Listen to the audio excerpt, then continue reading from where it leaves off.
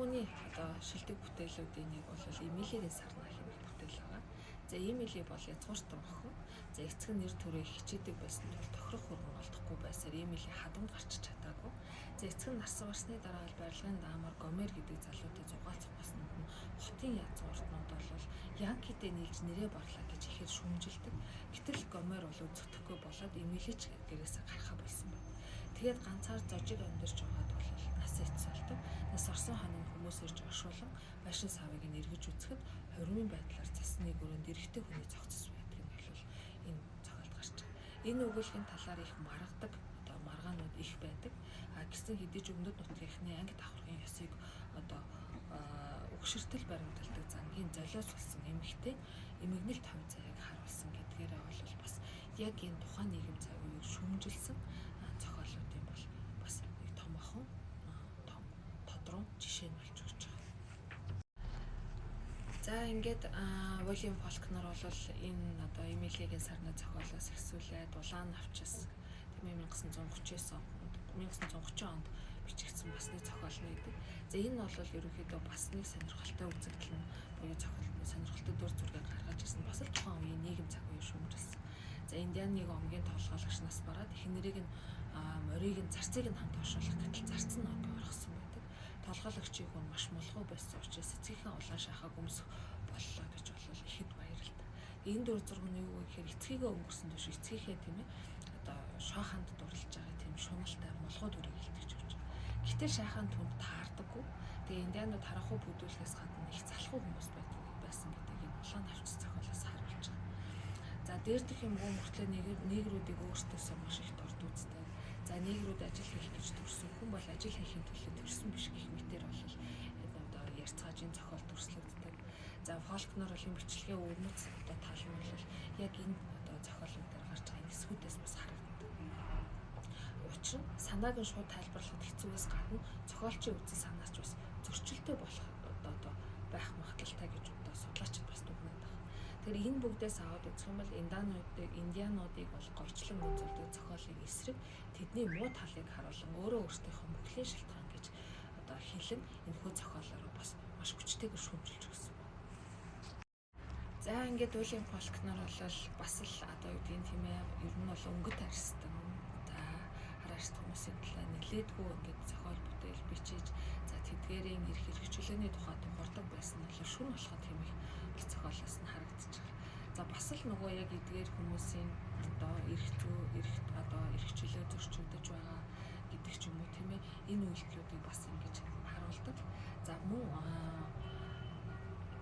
одоо энэ үзэл энэ одоо байдал нь бол Уильям Фолкнерыг бол илүү хүнлэг мөн чанартай байсан гэдгийг бас энэ өгүүлбэрүүдээс нь харж болно. За мэдээж хэрэг маш олон алдартай зохиолчид, за уран бүтээлчид, за тэдгээрийн уран бүтээлүүд бол яг энэ 20 дугаар зууны Америкийн уран зохиолт бол нэлээдгүй дурддаж байгаа. За тийм учраас энэ одоо Америкийн уран зохиолыг ярьж байгаа бидний үед бол Эрнест Хемингуэй дурдахгүй байх аргагүй.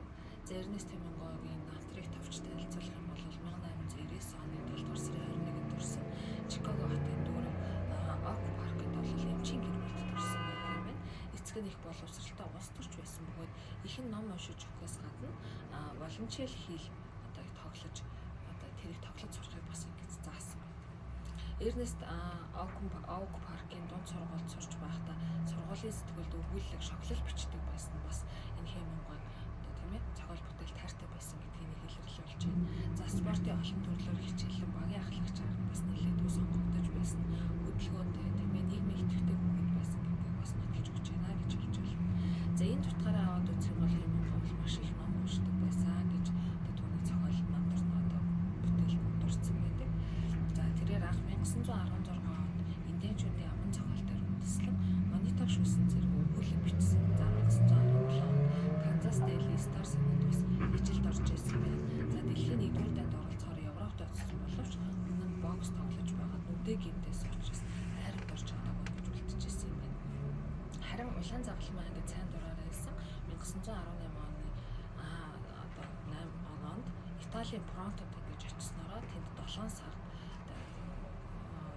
тулалдаад шархтаад одоо маш хүнд бэртлэг гэдэг бас түүх байдаг юм байна. За ингээд үргэлжлүүлээд Америкийн саний сурвалжлагчаар ажиллах болж 1924 оноос дагнан уран зохиол бичих одоо болсон гэж үздэг. За түүний 1923 онд анхныхаа номыг хэвлүүлсэн нь зохиолч болоход нь бол Gertruda Stein, Ezra Pound гэдэг хэмээх одоо хүмүүс ихээхэн нөлөөллийг үзүүлсэн. За 1924 онд манай үе нэртэй өгүүлгийн төвхөрөө гаргаж түүний зохиолын гол сэдвүүд бол дайныг эсэргүүцсэн үйл явдлыг бичиж ингэж төрсөлдөг болсон байна. За Эрнст Хемингийн зохиолоос бол Зэр зэвсэг минь баяртай хэмээх 1929 онд бичигдсэн маш алдартай зохиол байдаг. За Хемингуэй Италийн Флорентод байсан намтраасаа сэдэвлэн энэхүү зохиолоо бичсэн. За Италийн айрам сулранд ороотож Кафертедд бут зохиогдсныг чадмаг маш гарамгаагаар дүрсэлж энэхүү зохиолдоо гаргаж өгсөн байдаг.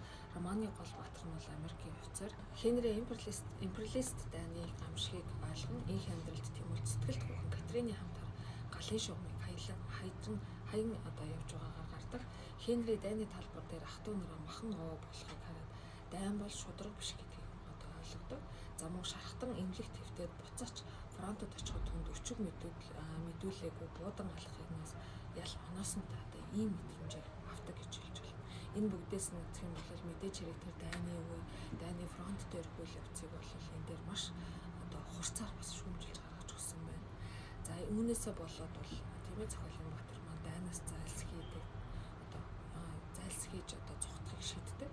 Тэр аим хагаасаа болж дайснаас цогцсон биш харин эрлэхийг зоригтой хүн гэж гарч байна. Ягаад гэвэл тэрээр ганцаараа дайныг эсэргүүцсэн биш. Цэргүүд офицерууд сүнтгөө их тайван мондтойгоо гэртгээ харьцаая гэж хашаагалдаж одоо байгаа нь бол энэ зохиолоос харагдана. Тэгэхээр энэ зэр зэвсэг минь баяртай гэдэг зохиол бол мэдээж хэрэг тухайн үеийн дайн тулаан за тийм ээ тэр тэдгээр хүмүүсийн одоо сэтгэлийн зовлон, шаналл, эр зориг их орныхоо төлөө тулалдж байгаа энэ зан чанар, мөн чанарууд за хүнлэг сэтгэл за тэгээ дээрэс нь бас одоо их тайван амьдралыг хүсэж мөрөөдөж байгаа тухай бол энэ зэр зэвсэг минь баяртай зохиол дээр гарч байгаа. За энэ үеийн зохиолын урсгал чиглэлийг аваад үзэх юм бол романтизмоос модернизм руу гэж шилжсэн байна. За реалист зохиолчт нь бол модернист зохиол одоо их бичиж дүрсэлдэг болсон байна гэж одоо зохиол бичдэг болсон байдаг. За учир нь гэх юм бол реалист зохиолчид өмнөх үеийн амьдралыг гэрэл зураг мэт нарийн дүрсэлдэг байсан бол модернист зохиолчид нь бол дөрөвхөн хэлсэн үгнээс илүү хэлээгүй үлдээсэн бодол дал тухамсрын айцыг бол ингэж чухалчилдаг болсон байна. Үүний хамгийн тод жишээ бол Америкийн соён гэгэрүүлэгч Франклины Игэл жирийн Ричардын цэцэн үг сургаалга цомирлог гэж одоо үргэлгэн савлган байдлыг шүүмжилж хөдөлмөрч зангас сайшаасан утгатай